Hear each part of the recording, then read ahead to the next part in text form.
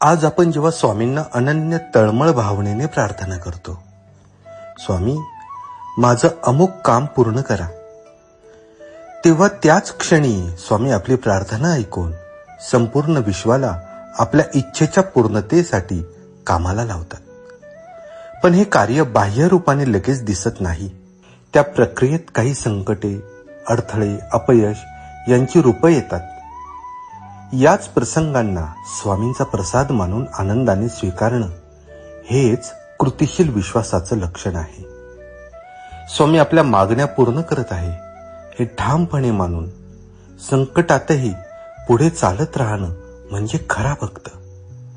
हे संकट म्हणजे परीक्षाच नव्हे, तर स्वामींचा आपल्यावर असलेला विशेष प्रेमाचा स्पर्श आहे. कधी वाटतं की उत्तर मिळत नाही, पण खरे तर स्वामी त्यावेळी काहीतरी मोठं आणि योग्य